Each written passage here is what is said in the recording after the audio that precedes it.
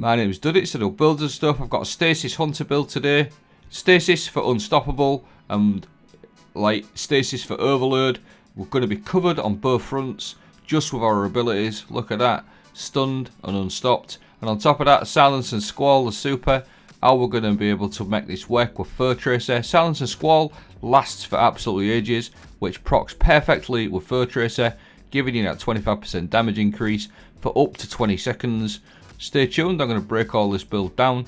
It's absolutely crazy. Trust me guys, it's going to be excellent next season.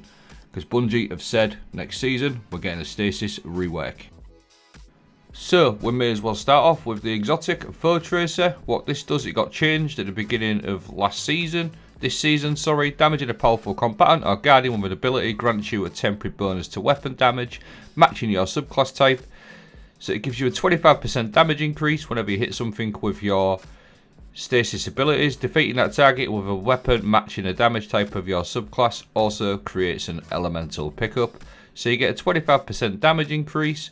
That doesn't stack with weapon surges anymore, which to me isn't really a problem. Just getting a flat 25% damage increase. But because it doesn't stack with weapon surges, I built into grenade recharge rate for my duskfield grenades. So how I did that was I went onto my legs instead of running surges again, because it doesn't stack with surges. I like to run this mod, stacks with stacks. Picking up an orb of power grants you an armor charge. It doubles up, and 2 innovations, which gives you grenade recharge rate on orbs. But you can also change them out to health regen if you want. But stacks on stacks, picking up an orb of power grants you an additional stack of armor charges, so that doubles up. A couple of innovation mods for your grenade recharge rate. Now stacks on stacks works perfectly with grenade kickstart. When your grenade energy is fully expended, you gain grenade energy. Additionally, you consume an armor charge, but because we've got stacks on stacks on, you're always going to have 2, so you're going to get more grenade charge back. And the other 2 mods I like to run are bolstering detonation ×2, grants class ability when you cause damage with a grenade. Now this pairs perfectly with the other mod that I like to run on my class item. So if you go grenade kickstart, 2 bolstering detonations, this works perfectly with the bomber mod. Reduce grenade cooldown every time you use your class ability. So I'm going to get loads of grenade energy back from grenade kickstart, loads of class ability back from bolstering detonation, big chunks of grenade energy, big chunks of class energy. And every time you use your class ability, you're going to get big chunks of grenade energy back from your double bomber as well. And because I'm using my class ability back, Reaper is a good mod as well. After using your class ability, your next weapon final blow spawns an orb of power. That is really good for your grenade kickstart. You're always going to get orbs of power with Reaper, so it's really good mod to run. Loads and loads of orbs just from Reaper basically for your grenade kickstart. Your chest piece, you can run whatever you want. Concussive dampener, I prefer that, and then I also like to run double arc, resistance, double solar, or you can always match them up, pick and choose whichever you fancy. Now on my helmet, just to buff out my orb recharge, orb creation, harmonic siphon, rapid stasis final blows, that with Reaper, and you got loads of plenty of orbs for your grenade kickstart. Then this you can run whatever you want, double heavy ammo finder, double special, or even like a heavy ammo scout. You got plenty of room. Because now we'll go straight onto the mods now. The fragments. We've talked the mods. Touch of Winter is a really good aspect to run. I personally focus on the duskfield grenades with this one because it increases the slow field size and creates a small stasis crystal on impact. Now the most important thing about that is how big the duskfield grenade area is, which is really good for Foetracer. But the stasis crystal on impact that it creates, that is absolutely vital. This is why I run Touch of Winter. We'll go into that in a moment. The other one is Winter's Shroud. Dodging slows nearby targets. Really good for Overload, which we'll go into again. Duskfield Grenade is the grenade I really like with this one. A Withering Blade, and don't forget as well with Foetracer, you got Shurikens as well. Gambler's Dodge. Dodge to perform a death tumble, avoiding enemy attacks. Dodging near enemies fully recharges your melee ability. So you're going to have infinite Shurikens for your Foetracer as well. And plus we're going to have loads of grenades with all the mods and the fragments that you've seen. So you've always got a grenade or a Shuriken. Whisper of Hadrons, dramatically increase weapon stability, weapon aim assist and weapon airborne effectiveness. after you freeze something with Stasis. You've literally got that going all of the time. Whisper of Rending, primary ammo weapons do increase damage to Stasis crystals and frozen targets. Whisper of Rending is a 42% damage increase. And if you're running a Stasis primary, that does stack with Foetracer. So you get 42% from Whisper of Rending and 25% from Foetracer if you are running a Stasis primary ammo weapon.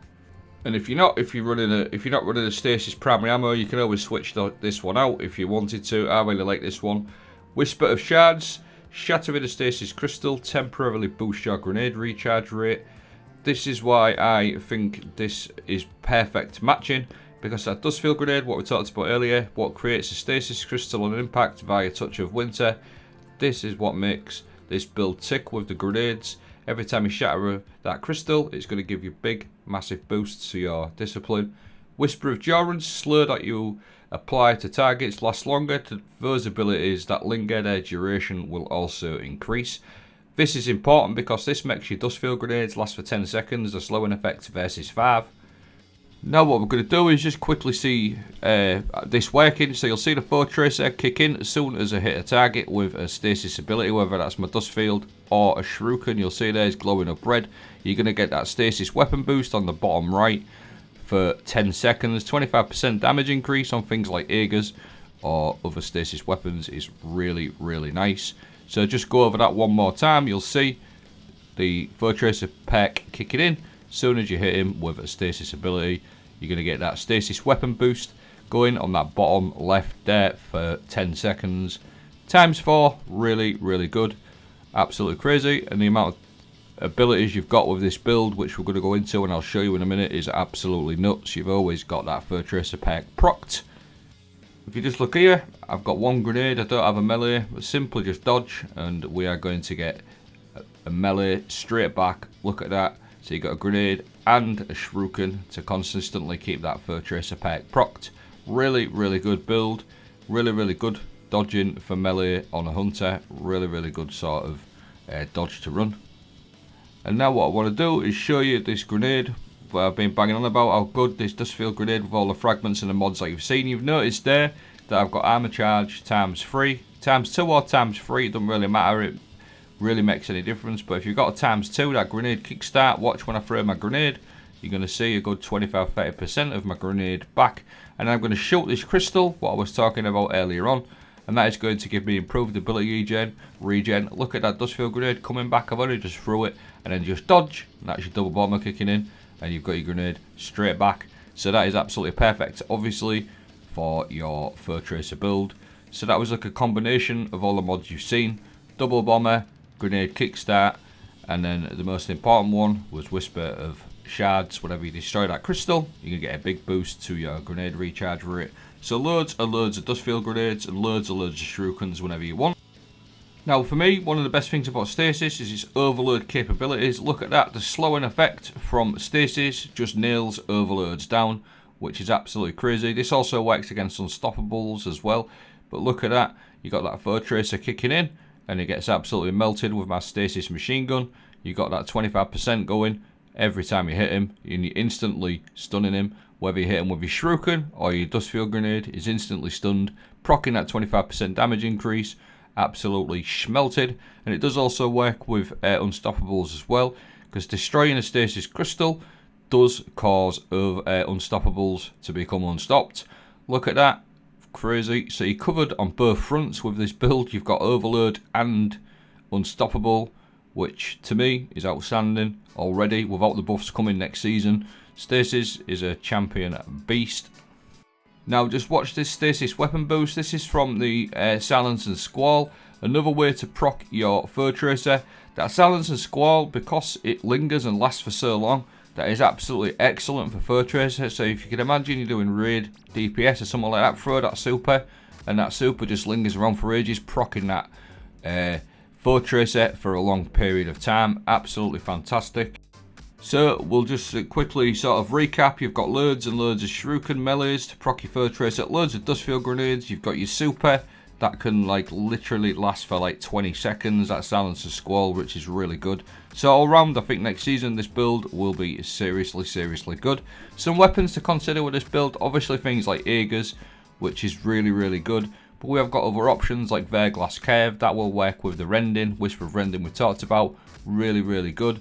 Winterbite for a good heavy weapon, or a New Pacific Epitaph legendary weapons are also really good. Some really good stasis weapons this season, and last season, over the last couple of seasons that have come in as well. But I'm going to leave everything playing out in case I didn't explain it well enough. I hope you found this video helpful, and if this build in one of the top metas next season, I'll eat my hat. Thanks for watching, have a great day.